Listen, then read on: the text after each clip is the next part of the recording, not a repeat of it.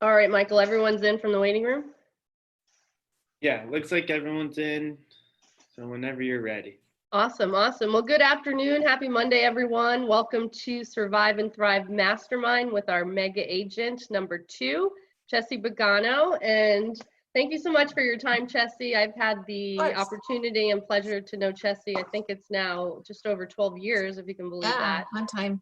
I know, and Cesi is a top agent, not only in our region, which is San Diego and Orange County. Her team has wins each and every year, top production awards regionally. She's number 10 in all of OC, Orange County sales for 2019. And I've dropped. Yes, amazing. And having done 108 million and 93 units in Orange County and total of 148 million and 135 units, as we know, her business doesn't only happen in Orange County. So thank you so much for your time. Thank you so much for sharing with us, and I'll let you take it away. So I'm Cesi Pagano. I'm with the Laguna Niguel Market Center. I started out with the Mission Viejo Market Center before they opened Laguna Niguel. So I've been with KW now since 2001. So 19 and a half years, if you go figure how time flies. I started out with new home sales, I should say, and I did that for about 15 years before I transitioned over. And that's what helped my business get a jump start. I still work with a lot of home builders, and I do their contingencies and list their inventory, and I'm a consultant for many of the builders out there. Awesome, awesome. And tell us a little bit about your sales team. What does your organization look like? There's 6 agents on our team. I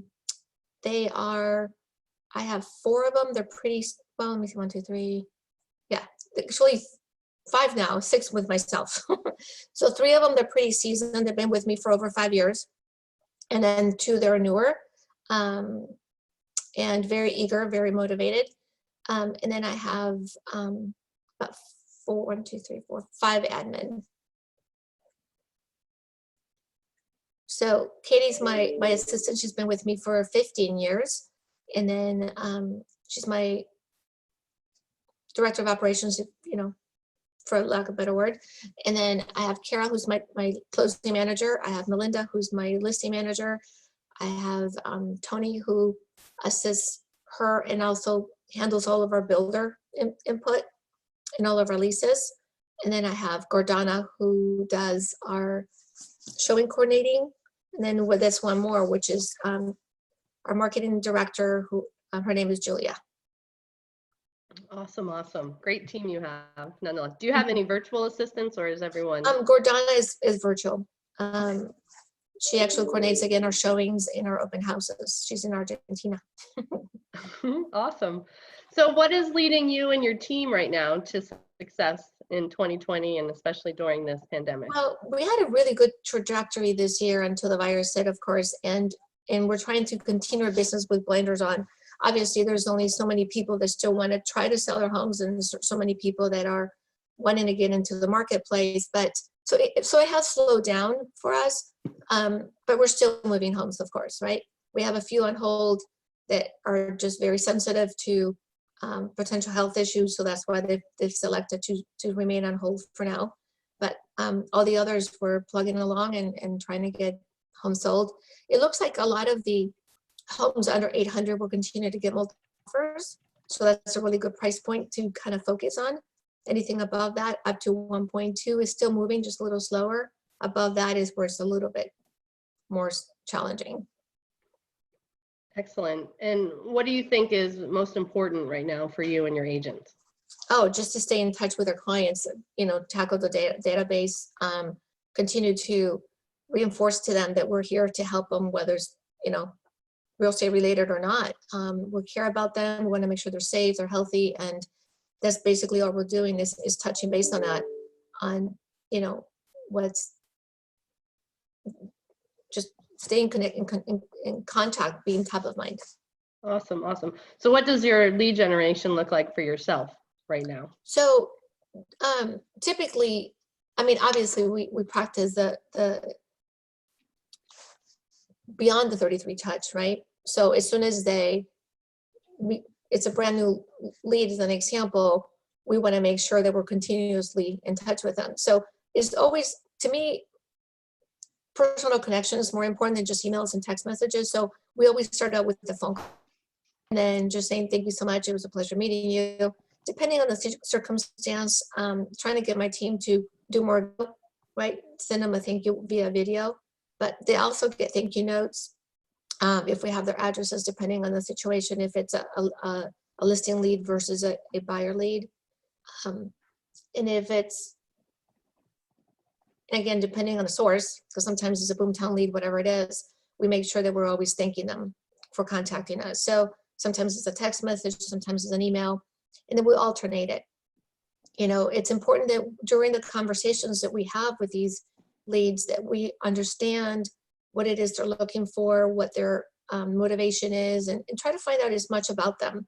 And any information that they're looking for, let's say, you know, they want to know about schools. We tell them about the schools and we say, you know what, we have a report, we're happy to send it to you. We always find a reason to have something else to send to them. So that way they receive it and they give us permission for us to continue to contact them.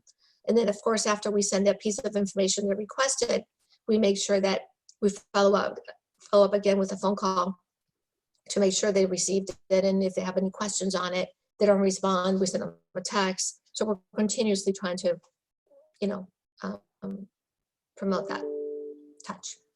Awesome. And you mentioned videos. What type of videos are you sending to your clients? We haven't fully implemented all into our business, but slowly our team, sometimes some of them are more camera shy than others, myself included. So it's sending them through the KW app, the KW video that just says, thank you so much for stopping by or calling us today or whatever. I mean, obviously before it used to be when they used to come to our open houses, we would say, thank you for stopping by our open house. It was a pleasure meeting you. Stay in touch. Here's my contact information again, just so they have a face-to-face reminder of who we were when they came by. Awesome, awesome. And you mentioned open houses. So what does open houses look like for your team right now? Virtual live open houses, of course.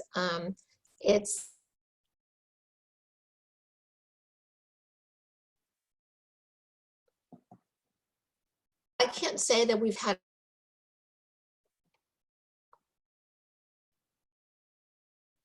successful at selling virtually. We are getting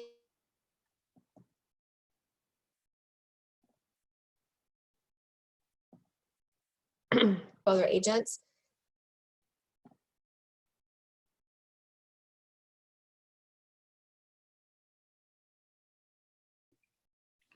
Let's see.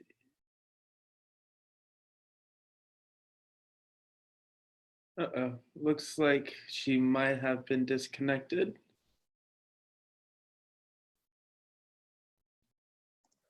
Oh, right. She'll be back in a moment. So there's a few questions in the chat, so please feel free to type in your questions while we wait for Cesi to come back.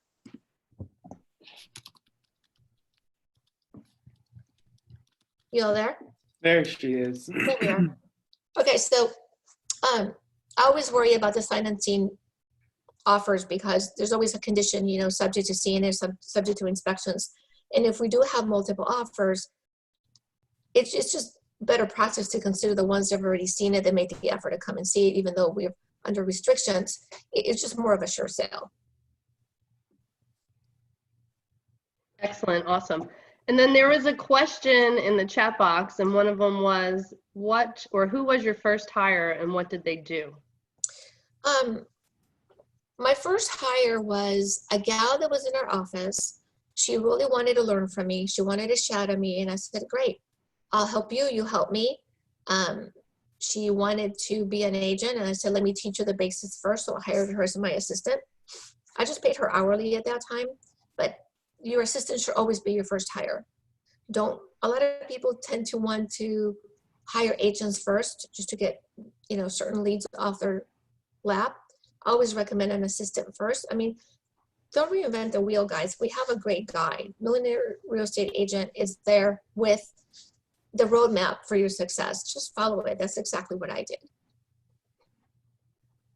And what type of task did you first assign that first hire?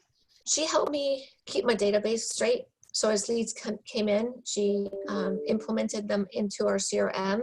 She reminded me, until this day, she continues to put a list of people that I should call for the day, because I work better with checklists opposed to, you know, who do I call, whatever. I mean, obviously you need to be organized in time block, and in order to follow through on what needs to be done, follow a checklist. I love putting little check marks and things that I've already completed for the day. So that's something that she started with, and little by little I added to her role. So other things that she does is, well, at least at that time, she was also helping me with marketing. So when we had just listed, just sold, you know, homes, she generated the marketing for our farms at that time. Awesome. And at what production level did you decide that it was time for you to make that first hire? I was lucky enough to get a really good jump start. I mean, my very first year since I transitioned from new homes to resale, I was at 250,000 GCI just in my very first 6 months. So within, I would say, it was about 2 years that I already needed some assistance. So it's not just about, you know, when you want an assistant, it's about when you can actually afford to pay one. You got to lead with revenue, right? Just make sure you listen to everything Gary says, because that's again what I did. Lead with revenue. And then when it got to a point that I felt that I was just working too many hours in the evening and around the clock, that I decided to, you know, get my first hire out there to help me take things off my plate. And at first, I'm a high D right now. Throughout my whole life, I was always DC.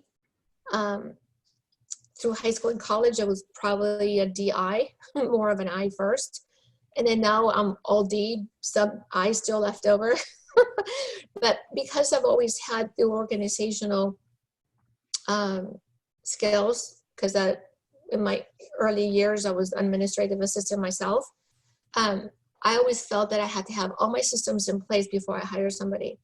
And I would say that was the mistake that I made, because it slowed me down a little bit, where if you have the right hire, let that person organize your systems for you, so you don't have to sit there and try to get sidetracked from lead generating, which is your main role, right? Absolutely. And so when you say systems, what is a system in your mind and in your business? It just froze again. I don't think it's my connection. There you are. I hear you now. Oh, did you? So I asked, how do you define a system? What do you create systems for in your business? Well, like, for instance, creating a platform, not creating, but figure out which CRM to use as an example. Okay, so when you go on a listing appointment, what is the first thing you need? You need a pre-listing packet. You need just listed cards, just sold cards. You need this, you need signage, you need all that stuff. Which one do I do first? When I started in the business, I didn't want to talk to people unless I had everything. I had my signs ordered, my just listed postcards. I wanted to design my logo. I wanted to have everything in place. And because I came from new home sales, I was already very organized in knowing how to follow up with people, because we always had systems already in place from the corporate side. So I implemented a lot of that. I created letters from start to finish. Congratulations, or now we're opening escrow, or now we got this, or now we're doing inspections. After inspections, this is what happens. Just taking everybody through the process. And I still use those letters it's basically more of an email, obviously, that you update your clients, or of a follow-up. Now we've implemented them all into playbooks, so that way when an agent's hire on, they have all this resource that they can tap into without us having to train them. Does that make sense? Absolutely. So an operation guide on how to. Yeah.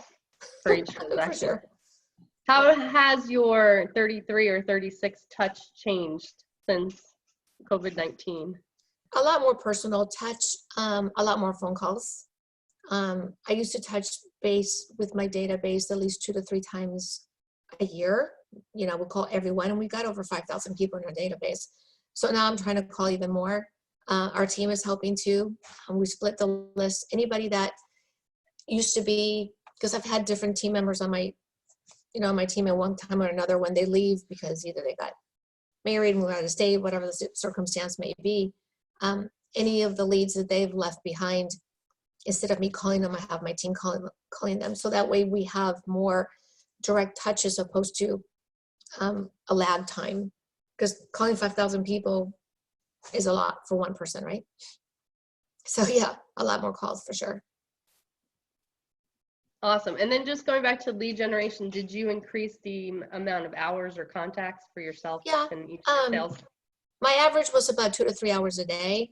I know our book says 4, but I've always been involved to this day. I'm still doing production, so I'm very hands-on still. But now I'm doing no less than 4 to 5, actually. In between Zoom calls, right? Excellent. And do you have any accountability standards for your team members? Yeah, we do accountability calls on Monday mornings. We call it a win call. What's important now is basically what it stands for. And everybody reports their numbers for the week. They tell us what their goals are, how many calls they made, how many contacts they made. And then we recap those again on Wednesday when we have our team meetings. We'll review how we're doing midweek. And at the end of the week, they usually give me a thumbs up or what they're going to do to get thumbs up before the weekend. And do you have a certain minimum for them to remain on your team? Basically what I do is I try to match their goals and make sure they match mine before I hire them. So on an average, most of our team members are about 2 a month. At least what their goals are. Not everybody hits it, but that's usually what the goal is. I would say it's not a bragging session because I need to work more with my team, but I would say about 75% of the business is still all me. So. Gotcha. Yeah. And you do a lot of new home sales still. I do. What leads to your success in that arena still? Well, it's not an easy business to get into. Everybody wants to go work with builders. I mean, of course, there's anybody and everybody can bring buyers to home builders, right? It's an easy transaction because basically you're not technically representing the buyer. You're bringing the buyer to the builder, you're introducing them to the builder takes over, you come back and collect your check. Obviously, that's not the way we do it because we want to justify our value. So, we do still encourage inspections, even though it's a brand new home. There's always stuff, I mean, I sold new homes for 15 years. I know what happens behind the scenes. And there's times that something could have been left in the attic that wasn't supposed to be there or wasn't done right or whatever. Have the inspectors check it so that at least the buyer knows what they're getting into. I don't sit there and try to debate or argue against or negotiate against the builders much. Yeah, we negotiate, but not in a defensive way, that we're there to try to get them against us instead of, amicably create a win-win result for everybody. But we try to justify our value, not just turn them over. There are warranty companies that do extensions, like builders provide 1-year warranty on the minimum stuff, like appliances and whatnot. I think it's Old Republic and Fidelity that offer a program that, or extended warranties where you can give them a 2-year on those basics. And of course, structural, the builder offers the rest. So that's something anybody and everybody can do, in other words. But the relationship that I have with builders, lucky for me, is I used to work for most of them, because when you're in that business for so long, not always, I mean, you could be with the same builder if they have enough inventory for you to sell locally, but a lot of times they send you different places. Like I was sent to Temecula, Murrieta. I've sold, Terra Santa in San Diego and the Carmel Mountain Ranch corridor. I mean, all different areas that I've been exposed to. So of course, not always do you want to commute. So sometimes you switch builders or other builders recruit you and whatnot. So I had the privilege of working for a lot of the home builders who still know me and hire me as their consultant. And as a trade, they hire me to convert their contingent buyers and list inventory and whatnot. So most of the large builders, I'm already in. Sorry. And what do you see as the outlook or the forecast for new home construction? Well, they've slowed down. They've been hit, I would say, an average of about 2% cancellations is kind of what they're experiencing right now, due to the virus. I don't even like saying that word anymore. It's just so over it, right? But the outlook in general, I think what's going to change with them a little bit is they've realized already that they probably don't need as many new sales counselors. I'm sure they're going to cut back in some aspects as far as as many people as they used to hire for sales, in other words. And but as far as the livelihood of construction, it's little land as we have in California. They always seem to find it. So I think the big guys are still going to be around for as long as it takes. You got the Lennars and Shays and, Taylor Morrison. And a lot of the big guys are buying some of the small ones. I'm sure you heard, like William Lyon was around for a long time. I used to work for him for years, and they got bought out by Taylor Morrison now. So they'll still be around for a little while. It's just the dynamics are going to change some. Do you foresee it as an opportunity for us realtors if they're going to have less of a sales force on site? Oh, for sure. Because here's what happens with builders in general. When a tough gets going, they need you. When the market improves, they're like, see ya, don't want anything to do with you, right? They don't offer co-op. Right now, they're giving the farm away. I get calls from the builders all the time. So, oh, we upped our co-op for another 5,000, another 10,000. Now some of them are getting, like Toll Brothers is doing like 6% in some of their communities. So it's an awesome opportunity because it also, we've always had the opportunity to take our buyers to new homes as well as resale, but now it makes the process even easier because they're more giving to us. They're more open with us. So they receive us easier and not in as strict as they used to be about us being present for the first visit. That's still the case, but due to the virus, some of them are being more flexible with, hey, just give us a call, let us know that you're not able to make it or whatever, and some of them will work with you still. Just make sure that, this is not a new home construction or sales, call that we're on right now, but just as a general, guys, let me give you the flip side. When I was selling new homes, the average salesperson, every builder is different. Some of them some of them are on salary and a little bit of a commission. Some of them don't get commission at all. And some of them are strictly commission. But the highest commission on an average maybe is $3,500, $5,000 in a real high end, right? Here comes a resale agent, turns somebody over and they leave. The new home sales counselor does all the work and the resale agent is cashing out on 30 grand, right? They get resentful.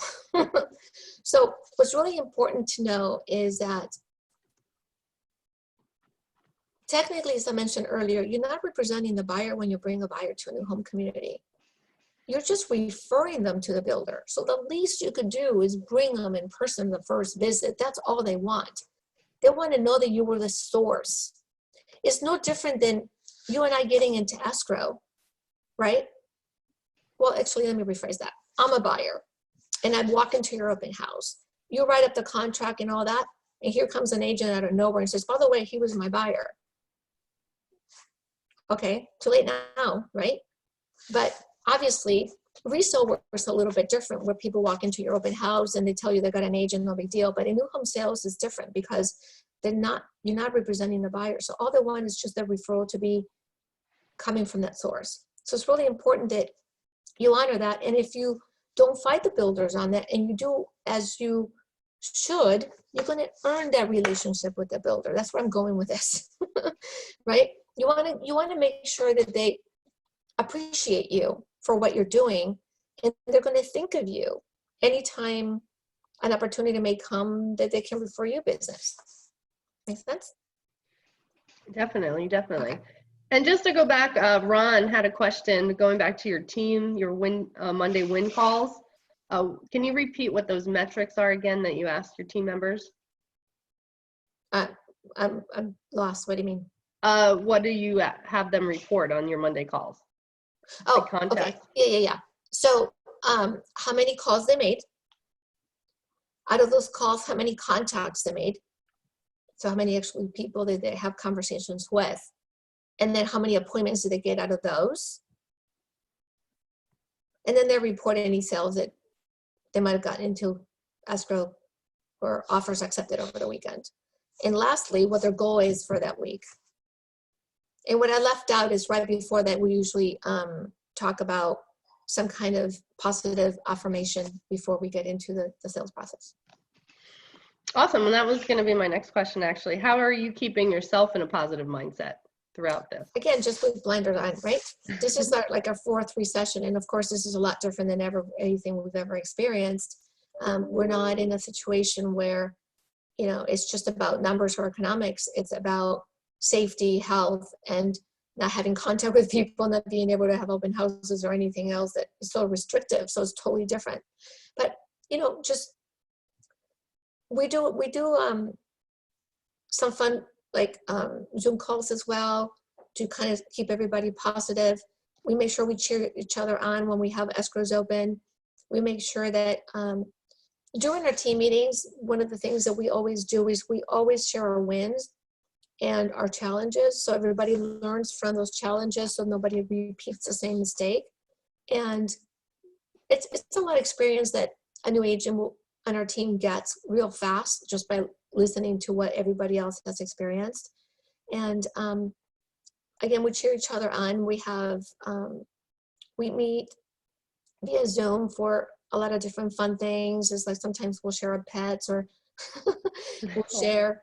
Obviously, we do like, we had a birthday not long ago. We did it on a Zoom. Everybody had a drink, things like that. Just anything to kind of keep good momentum, good attitudes, good positive thoughts. We talk about the projection.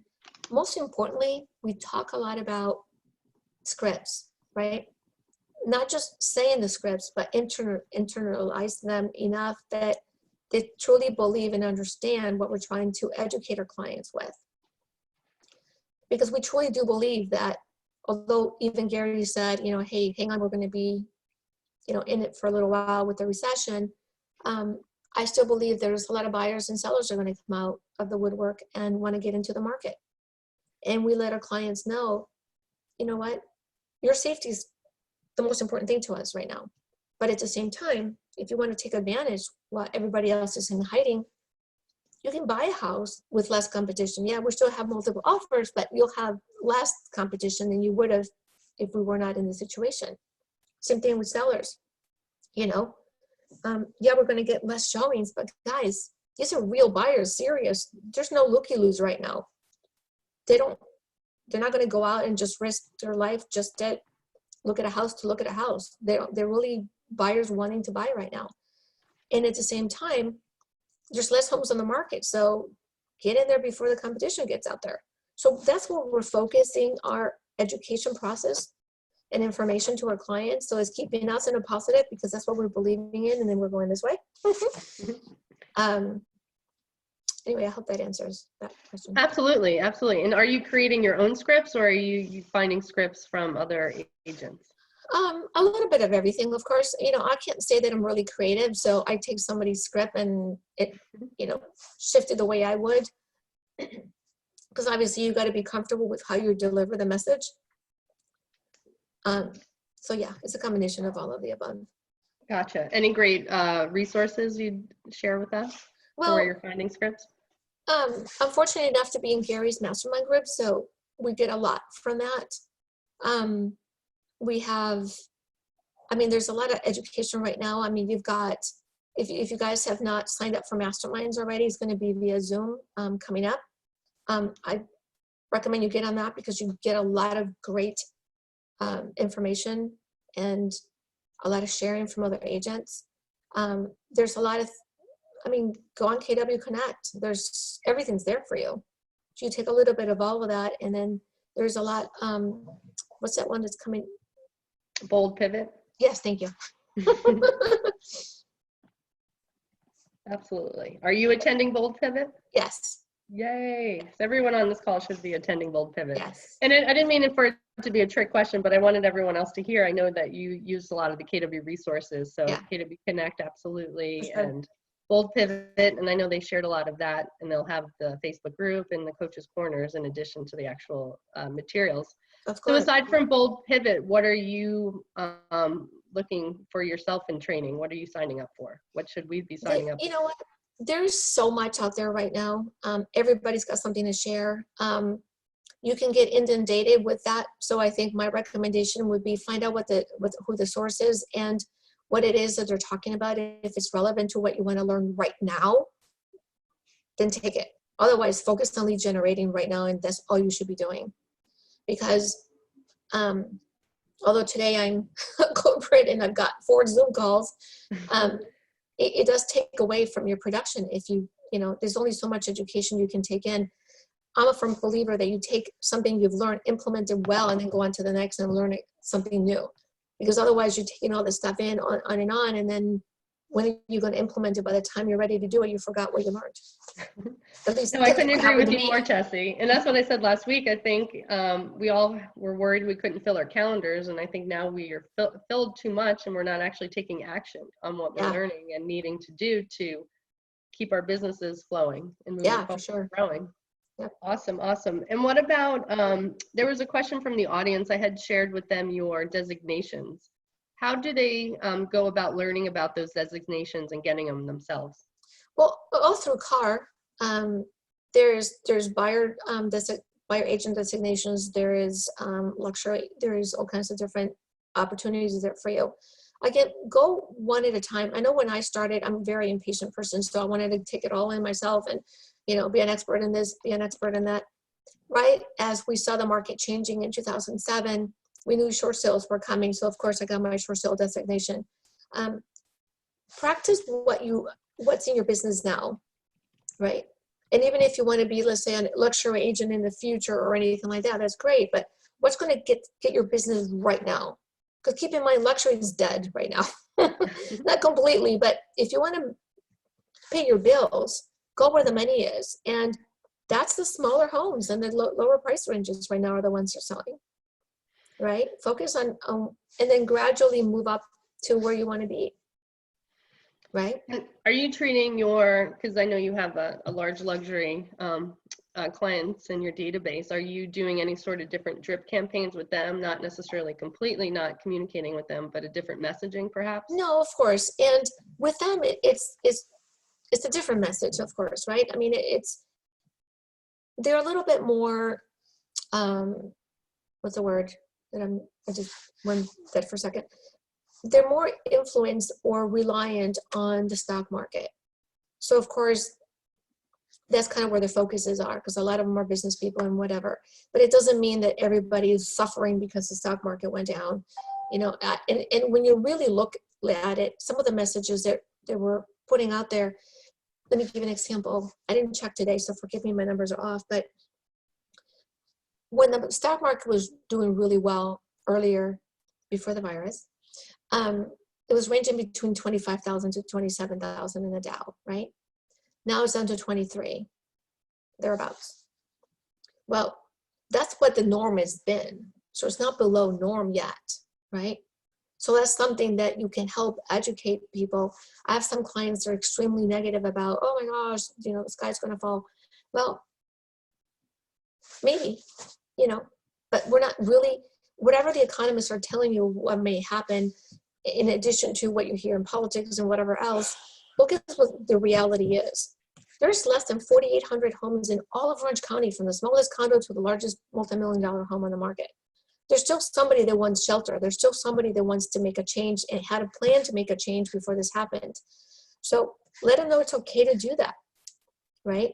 Hopefully if they have financing or they're paying cash, whatever the situation is. Again, same story goes for them. There's less competition. There's less people motivated to sell if they're not really ready to sell, and less people ready to buy than not really serious buyers. So the real ones are out there. And they too should keep a positive mindset. So we have a lot of conversations more than anything. I'm not that high of a seat to provide graphs and statistics and all that stuff. I just kind of rely on what my financial advisor says, and I just repeat it. And of course, other economists and stuff. I rely a lot of Stephen Thomas's reports. I'm not sure if you guys see those. He spends a lot of time doing just research, and for the most part, he's pretty accurate. So that helps make me look like I know what I'm talking about when I put information out there for them. Awesome. And there was a question from the audience. Do you see any short sales or foreclosures coming in the market soon? You know, they've always been around, but to real low levels, maybe in a 1-2% at max, more like 1%. Are they going to rise? It depends. Most of the people that own their homes now were very qualified.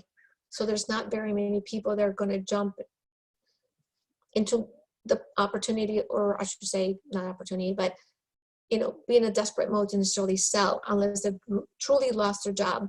Here's a conversation I had with a client just a few days ago. Called up and says, oh my God, I lost my job, I gotta sell. Okay, hold on. Let's talk about what the business that he's in. He's in the hospitality business and this and that. He had been applying for jobs in different companies that are whatever, hotels and also property management and whatever, and they're still hiring. So he's got some interviews lined up, and I'm like, what if you get a job tomorrow? Let me ask you a question. If you were to sell your home tomorrow and then you get a job the next day, are you going to have regrets about selling your house? Oh yeah, I love it, I want to stay. Okay, great. Let's do the numbers. What does your total monthly look like? Da, da, da, da, da. We talked about their monthly. We did the analysis on what it would cost, what it would take for them to lease the house. We put it in the market for lease. Long and behold, they're going to net $150 more than what they were paying. So now they're keeping their house.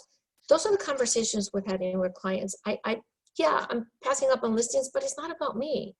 This is why our business is successful, is because we truly, truly care about our clients, and we want them to make the best choice.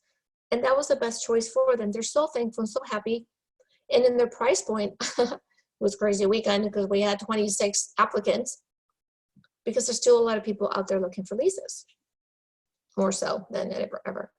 So here's the conversations we're having with those leads, right? And even in the high end, here's something that hopefully helps you. All right, so I have this person on the higher price range. A buyer comes to see one of our homes.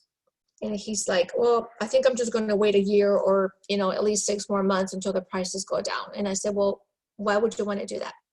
He says, well, because we know the prices are going to come down and I don't want to pay more than I have to. I think I can get $100,000 off. Okay, at 1.6, $100,000 off is what? A little less than 10%, isn't it? Right? Okay, my math is not great, so correct me if I'm off here. Yes, you're good. All right, so what are you going to do in the meantime? Well, right now we're renting, and how much are you paying? We're paying $6,000 a month. Okay, so that's $72,000 that you're paying a year in lease, right? All right. The interest rates, yes, for jumbo, obviously they're a little bit higher. In some of them you can't get even a loan, but you know, on an average, certain banks are still financing jumbo loans, and they're about 4%, right? So let's just say, or a little under actually, but let's just say the rates go up just 1% higher. And they jump up to 5%. Because eventually, if the prices go down that much, they're going to do something with interest rates to kind of help stimulate, right? And usually rates go up. So if the rates go up just 1%, it's equivalent to you paying 10% more for the same house. So if you're reneging on paying 1.6 right now, you're going to pay $160,000 more in monthly payments if the rates go up 1%. That means the home would have had to drop $160,000, right? So let's say they did and you paid a higher rate. Where was your savings? There wasn't. But in the meantime, look what you did. You paid $72,000 towards somebody else's mortgage instead of your own. Now add that to the 160, right? There's $232,000 that you just threw away. Do you really think the market is going to come down that much? Do you really think that the market right now is going to come down lower or below where it was in 2007, 8, 9, 10? Hell no. Sorry. That's not going to happen, is it? Just do the math. So where's your benefit? In the meantime, you just lost, okay, so we can only write off $10,000 in write-offs in California. Still, that's $10,000 you didn't get to write off. So add that to the equation. So I don't know. I think that when you do the simple math with people, regardless of the price point, if they're making a wrong choice, that's what you're there for, is to guide them and help them think about what the right choice is for them. Sure. Well, that's when you become the business consultant at that moment.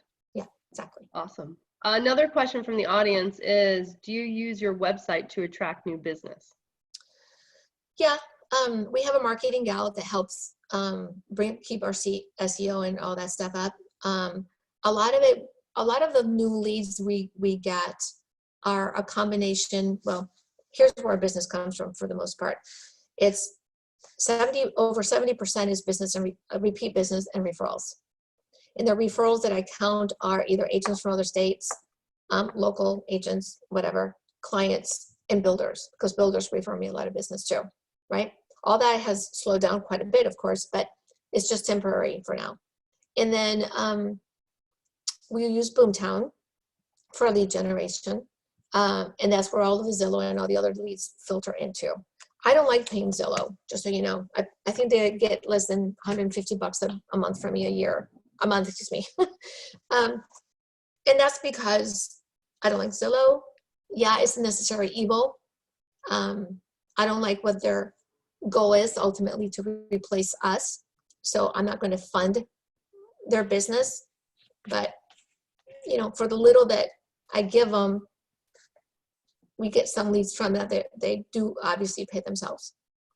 And for our website, those are the people that are finding us organically through blogs and stuff. And we do quite a bit of those. Yeah. So I would say it's not a huge amount, but I would say about less than 5%, between 3 to 4% is what we get from our websites. Excellent. And the question, has your team converted over into Command as of yet? We're doing our transactions through Command, so we're easing into it. It's awesome for an independent individual agent. For teams, there's still iron out some kinks, but we are getting into it because we want to help them iron out through those kinks faster, right? And but yeah, slowly we're getting into it. The only thing we haven't done with that yet is converted or brought in all of our database. Okay. Have you done any of the lead accelerator in Command yet? Mm-mm. Okay. So we'll ask you at a later date on that. Yeah. Excellent. Another question. Are you finding that more new home builders are having the buyer's agent represent the buyer exclusively in the transaction? I've seen some recent home builder purchase contracts wherein they're including buyer representation verbiage. Do you have a list of home builders that are having agents represent the buyer exclusively? Nope, they don't. I haven't seen any, unless you're talking about small builders. There are the small builders that don't have a sales counselor there on site or whatever. They do allow you to represent the buyer and take them through the whole process. But normally, keep in mind the new home processes are different. It's nothing like what you do today. And in fact, the DRE has different paperwork for new home sales, and it's a different disclosure process. Everything's totally different. That, again, only the small builders that don't have a huge community will use DRE forms, but it's not very many of them. So no, I don't have experience with many of those doing that. Excellent. And Tony, I think if you want to unmute, you want to ask your question. Yeah. So Chet, when your builders get bought out, how do you kind of roll those relationships over to the new builder? Do you typically have a relationship with both, or is that something you have a plan for? Well, like when Lion, I worked for Lion for many years, and I had only a handful of people left with that company that were still there. But I had a relationship with Beezer, and that VP went to Lion right before they got bought out, so already had an in, but already had her in with Taylor Morrison. So it was, the important thing is building the relationship from the bottom up as well as from the top down. I do both. So even if you get really tight in with a sales counselor in the field, if the manager says, no, you're not working with the person, you're working with this person, you know, that's what goes. So that's why I work it from the top and from the bottom up and top down. Awesome. Thank you. Sure. Excellent. Any last questions for Cesi? I think I got everything in the chat room. Well, I can't say thank you enough for your time today. Oh, of I know it's course. super precious. And if there was one parting thought or idea or action item for my team to take from this call, what would you say they should be doing? Don't give up. Don't let anything get in the way of calling your clients. And if you don't have enough clients, call friends, go call relatives, call anybody in your neighborhood, see if anybody needs help or if anybody is in need of something. I saw something really cute the other day. It was an agent who is in Indiana. She's a friend of mine. And she did a fundraiser. And she encouraged everybody to donate, whether it was food or money or whatever, towards a special fundraiser in Indiana.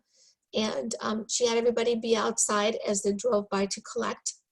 And she had this big, huge microphone out there or whatever it was.